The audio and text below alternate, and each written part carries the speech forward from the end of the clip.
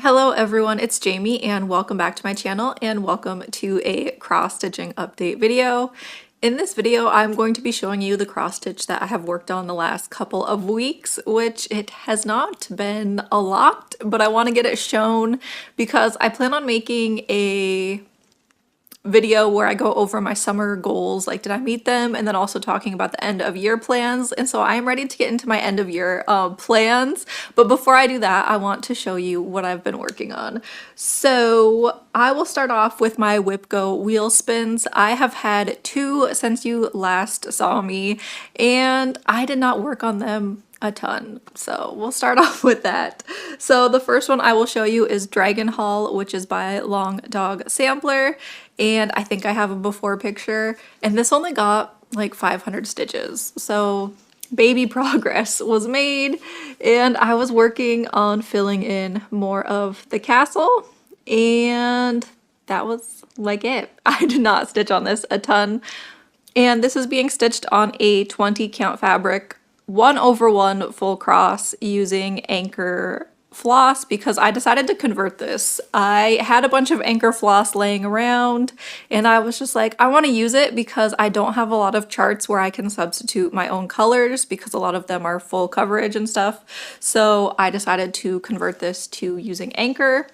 And I changed some of the colors, so mine is going to be a lot more like pinky toned than the original because I like pinks and purples. You can see in here the colors that I'm using. I think that's most of the colors are in this little bottom section there. So yeah, this is fun, and the fabric is called Iron Ore from thesewingshop.ca, and I love this fabric, especially for this piece. I think it's going to be great once I have gotten more into it. But I think I wasn't really wanting to stitch samplers when I spun this. So I spun it, I did barely any stitching, and then was like, I'm ready for full coverage because I love full coverage. And I have done a few Long Dog samplers before, but I feel like I have to be in like a mood for that type of stitching, and I was not in the mood for that type of stitching. And so the other Whip Go wheel spin that I had was Epic Pokemon, I think, from Lord Libidin, and I am doing Gen 1, and I'll insert, like I said before, pictures if I have them. And I did maybe 1,000 stitches on this, and I was just working on filling in page 1, which I think here's the bottom of page 1. This is the side of page 1, and so this has barely anything done. I started this one in Flossmas a couple of years ago. I think it's been almost 2 years, I think, at this point. And this is all that's done. It's sad. This here is, I think, Pincer, and then I have Porygon, and I was mostly filling in this area with those two Pokemon. And yeah, I would love to see this one come together more, especially like I consider fall to be like Pokemon season because that's when Pokemon games tend to come out. Like there's a new game coming out in October. I think I might get it. I'm not entirely sure. And so yeah, I consider fall to be like Pokemon season because they tend to come out in like October or November. But this is a big piece of fabric. It is, I think, 28 count, and I am doing it 2/1 half cross. So that's all that was done on Pokemon. And that might be the last we talk about Whip Go for a while because when you watch my end of goal video, whenever I make it, I don't think I plan on doing Whip Go for a little bit for this year because I have other things to focus on, which you will find out in that video. So the other things that I worked on Autumn Harmony because I am trying to, make progress on her. Autumn Harmony is by Maxine Gadd, charted by Maxine Gadd, and I was still working on this bottom corner, and I'm slowly but surely making progress. There is not a ton of colors left in this area, so it should go fairly fast. It's a lot of like, I think it's like DMC 400, 3857, and a lot of those kind of like darker browny orangey colors. And it's exciting because when I started working on this section, I think I was more up in this arm area. I still had some of the arm to do. So yeah, I'm getting so close to the bottom, and then one side of her will be finished. So we will have this side is almost finished. I can't wait. And so yeah, I just need to focus more on her. She is on 18 count, 2/1 full cross. And then I have two pieces I think I worked on that one. No, I don't think I worked on that. I'm gonna put this one away. Big Brother stitching. I basically kind of gave up on Big Brother stitchy game. I had a video that was, I think I put up like last week, where I spent a weekend trying to catch up on Big Brother stitchy game, and I just got even farther behind after that. Number one, things move a lot faster at the end, and I know that Jessie Marie Does Stuff, she like came up with the rules for the game, and I know that she has a way of stitching for the end of the game. She put out a video. I didn't even watch that video. I just got so far behind, and then also the people that I wanted to win weren't in the game anymore, and so I kind of just lost steam, and I haven't really done Big Brother Stitchy Game. And so this is the only project I have to show that I worked on for Big Brother Stitchy Game since my last video. This is the Haid 2024 stitch along. I was supposed to do almost like 2,000 stitches on it for Big Brother Stitchy Game, and all I did was like 500 stitches of this yellow because I was going to just color complete this color, so there was, I think, 1,700 stitches left of this yellow, and so I was just going to stitch it all. It's all in this area, and then that would have caught me up for Big Brother Stitchy Game, but it didn't get finished, and Big Brother is over. It ended last night. I did not love the top three. They were not who I wanted to win any of them, and so yeah, it is what it is. I feel like that is why I had stopped watching Big Brother, is because I feel like the people I wanted to win never won. And it just, sometimes it gets frustrating when you see people, like there was two of the people that were in the top three that I just did not want to be there. And I'm not going to say who in case you are behind or anything like that. So that was it for Big Brother Stitchy Game. That's all I did. This is 28 count 2 over 1 half cross. In terms of stitchy games, I do want to do more stitchy games, and so I think once I do my end of year goals, like if I can meet them, then I will think about doing some more stitchy games, maybe possibly at the end of the year or next year, because like some of the games you can watch them like on Netflix and stuff whenever you want, like the British baking show. There was some other things too, like there was Big Brother seasons I haven't watched. So there was one that was like a Christmas themed one, I think, where it was called Reindeer Games. I never watched that, and so that one was short. I think it was only like 6 weeks. And so I was thinking like I could just go back and watch some of the other seasons of shows or other shows and do stitchy games, but not now. Next year, possibly. That was all the cross stitching though. In terms of other crafts, I did finish something, and so this took up some of my stitchy time, and so I finished this blanket. This is the 2% crochet along.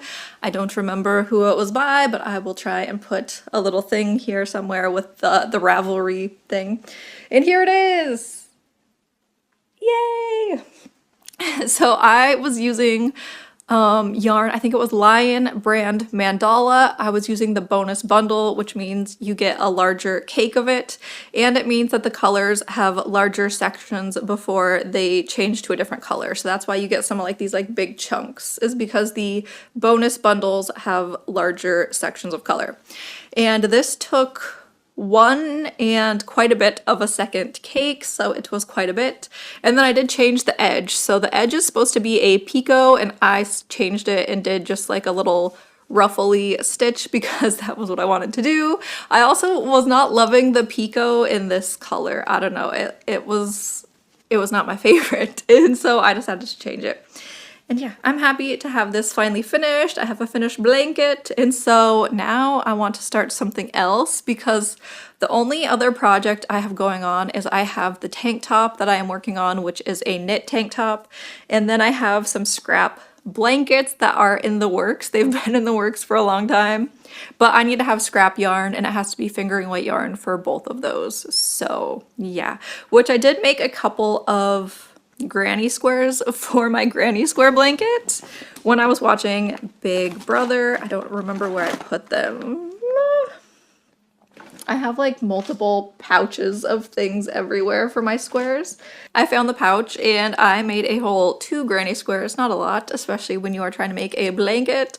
And I was just using yarn that was like near me, so they're both the same colors, like a yellowy and a greeny yellowy, and yeah. I was just trying to remember how I even was making these granny squares because I was following a pattern that was from Passionate Kelsey's channel, Passionate Knits. I can't remember. And she makes her granny squares slightly different from other patterns because like some patterns will have you do like a chain 1 in between your little clusters. It's not focusing. Some will have you do a chain 1. In the pattern I'm doing, you don't do a chain 1, and then in the corner you do chain 2, and some are chain 3. And so yeah, I just had to go back and I actually wrote it down to remember what I'm doing. I also at the beginning of the round, I'm not doing a chain 3 for my first stitch. I am doing a single crochet, a stacked single crochet, I think is what it's called. And I learned that from Passionate Kelsey, Passionate Knits, whatever her channel is. And so yeah, I had to write the pattern down because I completely forgot how I was making these squares, which is the one bad thing about a blanket taking forever. I could not remember the pattern exactly of what I was doing. I also could not remember the hook I was using, which I'm using. I wrote it down finally. I'm using an E because it's fingering yarn and it's just a tiny baby little hook, especially after I had been making that blanket, this used a pretty big hook. I just got this stuck in there. And so yeah, I was lucky. At first, I could not figure out which hook I was using. I hadn't written it down anywhere. And then luckily I had left it in my pouch with some of the squares, but it took me a while to find the pouch. And yeah, so if you're making a long-term project, write down what you're doing so you don't forget. Because yeah, I came back to it and I was like, I have no idea what I did, what I'm doing. Books, I will talk about very quick. I read one really good book, and that was another reason why I did not stitch as much. I spent like 2 days reading this one book. It was called The Weaver Bride. It comes out tomorrow, the 30th, I think, and it was so good. So good. And I cannot wait for book 2 to come out. It is a like romantasy genre of book. I think it might be young adult, so there's like not any like spicy or anything like that, spicy scenes. So if you want to avoid that, it's not in there. And I loved it. I loved it. The ending had me hooked. I was obsessed. I just was reading it just 2 hours like straight nonstop once I got to like that ending point. So that one was good. 5 stars. Can't wait for book 2. The other book I'm currently reading is The Possession of Alba Diaz by Isabel. I can't say her last name, but it's this book, and I also got this off of NetGalley. It's technically out in the US, but it hasn't come out yet in the UK, and so that's how I got it off NetGalley because it's a different publisher. And I am loving this book, especially for like fall spooky season. So if you've never read a book by this author, because this author also wrote The Hacienda, and they're like spooky, and they usually like the Hacienda, I think it took place in Mexico. This one also takes place, it's like 1765 in what will be Mexico, and it's just so good. It's so like, it's like got creepy, but it's not overtly creepy. And as the book title says, the possession of Alba Diaz. And so she ends up, is she possessed? And so it's just got like some creepy things going on in Mexico, and I am loving it for this time. Like after I finished The Weaver Bride, I instantly knew like it's almost October. I want something a little spookier, and so I knew that it would be the perfect time to start reading this book here. And yeah, it's very nice, very spooky, and like it's similar to her other books if you have read this author's other books.